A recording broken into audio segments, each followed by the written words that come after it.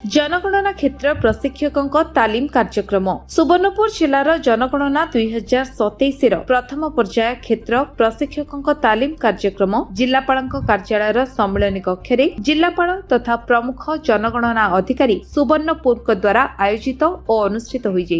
तालीम कार्यक्रम राज्यस्तरीय मास्टर ट्रेनर श्री प्रफुल्ल दास और उपजिलापाल सोनपुर डॉक्टर सौम्य रूपा रथ पुंखानुपुंख क्षेत्र क्षेत्र प्रशिक्षक मानकु किपरि घर तालिका प्रस्तुति और घर गणना कराजिबो से विषय रे 3 दिन धरी तालीम प्रदान करिथिले। एही तालीम कार्यक्रम रे अतिरिक्त जिल्लापाल साधारण श्रीमती अंजलिना प्रधान उपस्थित रही तदारक करिथिले। एही तालीम कार्यक्रम रे उभय उपजिल्लापालक सहकारी और डेप्यूटी कलेक्टर तहसील कार्यालय रेवेन्यू सुपरवाइजर विभिन्न ब्लॉक ग्राम पंचायत उन्नयन अधिकारी ब्लॉक सामाजिक सुरक्षा अधिकारी ब्लॉक मत्स्य अधिकारी अतिरिक्त प्रोग्राम अधिकारी और विभिन्न महाविद्यालय अध्यापक वृंद क्षेत्र प्रशिक्षक भावे योगदान करथिले। आज शेष दिन रे समापन समय रे विभिन्न संवादपत्र गुड़िकर सांबादिक और वैद्युतिक गणमाध्यम प्रतिनिधि माने योगदान करथिले। जातीय जनगणना कार्यक्रम 2027 वर्तमान आरंभ होबाकू जाउछि। एटा दुईटी फेज रे हबो। प्रथम फेज रे गृह गणना एवं द्वितीय फेज रे जनगणना हेबो।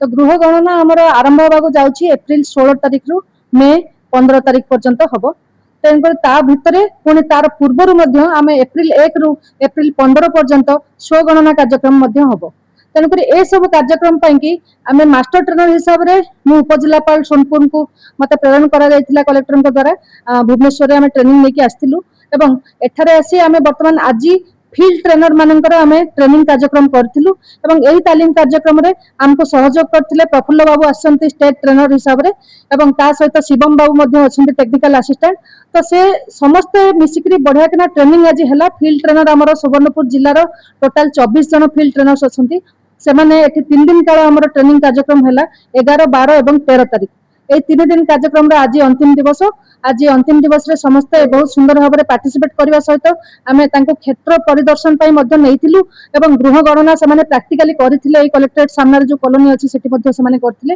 एवं ए ट्रेनिंग रो शेष पर्याय रे तांको समस्त को आमे गोटे क्वेश्चनर देथिलु से मानको परीक्षा करा जायतला एवं परीक्षा रे समस्त प्राय कृतकार्य हेचंती तापर तांको सर्टिफिकेट मध्ये प्रदान करा जायछि। ए सब परे प्रत्येक ब्लॉक रे कार्यक्रम हो आज्ञा यही सब परे वर्तमान फील्ड ट्रेनर माने जेतु ट्रेंड हे गेले वर्तमान 3 दिन प्रोग्राम रे से माने वर्तमान जो गणनाकारी अछंती हमरो जो माने एनुमरेटर एवं सुपरवाइजर तांकु से माने चार्ज लेवल रे ट्रेनिंग देबे। प्रत्येक चार्ज लेवल प्रत्येक तहसील को गोटे गोटे चार्ज करा जायछि एवं आ गोटे हमरो जो एनएससी गुडी को अछि से गुडी को मध्ये गोटे गोटे चार्ज लेवल तांको से सब चार्ज लेवल रे एई ट्रेनर माने जाय कि ट्रेनिंग देबे समस्त एनुमरेटर एवं हमरो सुपरवाइजर माननको। एनुमरेटर हमर टोटल अछंती हमर 1569 जन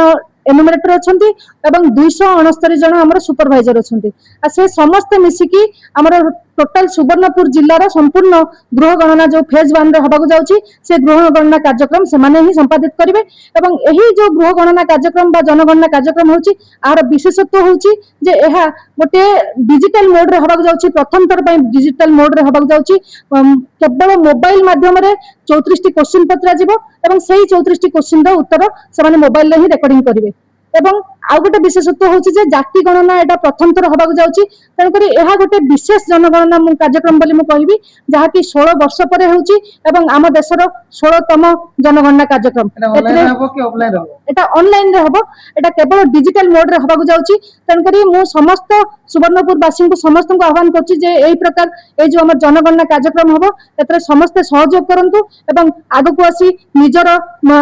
तथ्य निजर डाटा समस्त हमर गणना कानिबानन को प्रदान करंतु एवं एई जनगणना कार्यक्रम रे समस्त सहयोग करंतु। धन्यवाद। सुवर्णपुर रामहरि सेटिंग रिपोर्ट विश्व विजय न्यूज ओडिशा।